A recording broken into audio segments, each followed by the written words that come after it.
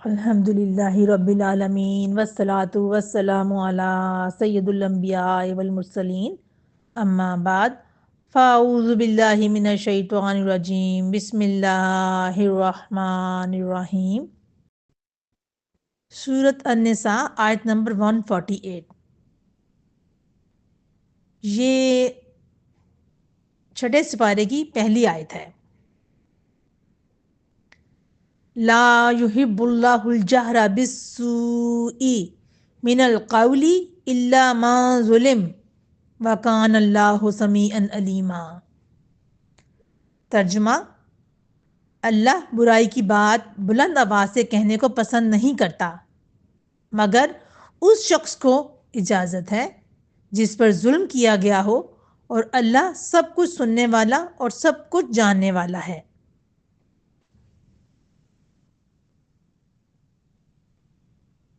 یہ آیت ہمیں ایک عظیم اخلاقی اصول سکھاتی ہے کہ اسلام زبان، کردار، معاشرت اور ظلم کے مقابلے کا توازن سکھاتا ہے۔ یہ آیت ایک جامع اصول دیتی ہے۔ سب سے پہلے یہ ہمیں اصول کیا دیتی ہے کہ برائی کو زبان سے بیان کرنا اللہ کو پسند نہیں۔ اللہ تعالیٰ فرماتا ہے لا یحب اللہ الجہر بالسوء، یعنی کسی کی برائی کرنا، بد دعائیں دینا، گالی دینا، غصے میں لوگوں کو برا بھلا کہنا، کسی کی عزت اچھالنا، یہ سب اللہ کو ناپسند ہے۔ رسول اللہ صلی اللہ علیہ وسلم بدترین دشمنوں کے لیے بھی برائی کی بد دعا کم ہی کیا کرتے تھے۔ آپ صلی اللہ علیہ وسلم نے فرمایا، ترمذی کی حدیث ہے، مومن تان کرنے والا، لعنت کرنے والا، فحش گو اور بد زبان نہیں ہوتا۔ یہی وجہ تھی کہ صحابہ کرام رضی اللہ تعالی عنہما کی زبانوں پر کبھی غیبت، بہتان، گالی یا بد دعا نہیں دیکھی جاتی تھی۔ اس آیت میں آگے اللہ سبحانہ تعالیٰ نے فرمایا ہے الا من ظلم، مگر جس پر ظلم کیا جائے، یعنی اگر کوئی مظلوم ہے تو اسے اپنا دفاع کرنے کی اجازت ہے، اپنا حق مانگنے کی اجازت ہے، ظالم کی شکایت حکام تک کرنے کی اجازت ہے، اس کے ظلم کو بیان کرنے کی اجازت ہے، لیکن اس حد تک کہ اپنا حق مل جائے، نہ کہ انتقام یا ذاتی غصے میں زیادتی کی جائے۔ اگر ہم انبیاء کی زندگی سے سبق حاصل کریں تو انبیاء کے بہت سارے واقعات ہیں، جیسے حضرت یعقوب علیہ السلام، جب حضرت یوسف علیہ السلام کا واقعہ پیش آیا تو انہوں نے فرمایا فصبر جمیل، یعنی بہترین صبر۔ انہوں نے جذبات میں آ کر بیٹوں کو برا بھلا نہیں کہا بلکہ معاملہ اللہ پر چھوڑ دیا۔ اسی طریقے سے حضرت موسیٰ علیہ السلام، جب فرعون نے ظلم کیا تو موسیٰ علیہ السلام نے ظلم بیان کیا، مگر بد دعا اس وقت کی جب حد سے تجاوز ہوا۔ یہ تعلیم ہے، ظلم پر بولنا جائز ہے مگر زیادتی نہیں۔ اسی طرح نبی صلی اللہ علیہ وسلم کی سیرت کے واقعات دیکھیں تو طائف کا واقعہ دیکھ لیں، آپ صلی اللہ علیہ وسلم پر اتنے پتھر مارے گئے کہ پورا جسم خون میں ڈوب گیا، مگر کیا بد دعا کی تھی آپ نے صلی اللہ علیہ وسلم نے؟ نہیں۔ آپ صلی اللہ علیہ وسلم نے کیا فرمایا تھا؟ اے اللہ انہیں ہدایت دے دے، یہ نہیں جانتے۔ یہ کامل اخلاق تھا۔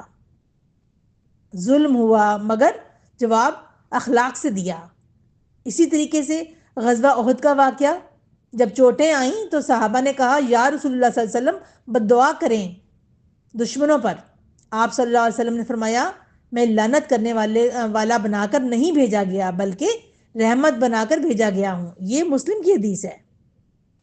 اسی طرح اگر ہم صحابہ کرام کے واقعات دیکھیں تو حضرت ابو بکر صدیق رضی اللہ تعالیٰ عنہ، افق کے واقعہ افق جو تھا اس میں جب ان کی بیٹی ام المومنین حضرت عائشہ پر بہتان لگا تو انہوں نے کبھی اپنی زبان سے کسی کو گالی نہ دی، بلکہ اللہ نے آیت نازل کی وَلْيَعْفُوا وَلْيَصْفَحُوا، معاف کر دو۔ پھر اسی طریقے سے حضرت عمر رضی اللہ تعالیٰ عنہ اگر کوئی ظلم کرتا تو حضرت عمر اس کے خلاف بولتے، مظلوم کی آواز بن جاتے، مگر کبھی اپنے ذاتی غصے میں بدزبانی نہیں کرتے تھے۔ اب ہم دیکھتے ہیں کہ ہمیں زندگی کے اس سے کیا اصول و ضوابط اس آیت سے ہمیں ملتے ہیں۔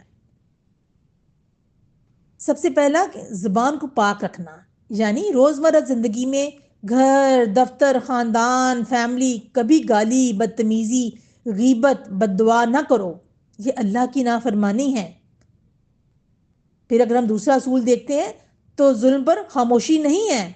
اگر آپ کے ساتھ ظلم ہوا ہے، شریعت کے مطابق آواز اٹھائیں، قانون کا دروازہ کھٹکھٹائیں، ظالم کے خلاف گواہی دیں، اس کے ظلم کی شکایت کریں، یہ سب جائز ہے۔ اسی طریقے سے تیسرا اصول ہمیں کیا ملتا ہے کہ ہم نے انتقام نہیں لینا، بلکہ حق اور انصاف کی بات کرنی ہے۔ نہ زیادہ بولیں، نہ ذاتی بدلہ لیں، صرف اتنا بیان کریں جتنا حق دلوانے کے لیے ضروری ہے۔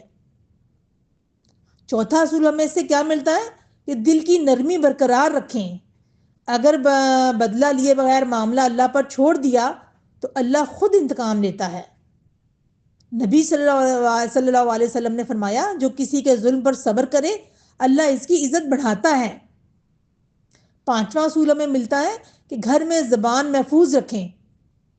اکثر ظلم گھر میں ہوتا ہے، شوہر بیوی کو برا کہہ دیتا ہے، بیوی شوہر کو بد دعا دیتی ہے، بچوں پہ غصہ کر کے غلط باتیں کہہ دیتی ہے، یہ سب ناپسندیدہ ہیں۔ اللہ سبحانہ تعالیٰ ہمیں شرح صدر کرے اور ان باتوں کو سمجھنے کی توفیق دے۔ ہم اللہ تعالیٰ سے دعا کرتے ہیں کہ وہ ہماری زبانوں کو سچ اور خیر کا ذریعہ بنا دے، ہمارے دلوں کو صاف کر دے، ہمیں ہر ظلم سے محفوظ رکھے، اور اگر کسی موقع پر ہمیں تکلیف پہنچے تو ہمیں صبر، بردباری اور درگزر کی توفیق عطا فرمائے۔ آمین یا رب العالمین۔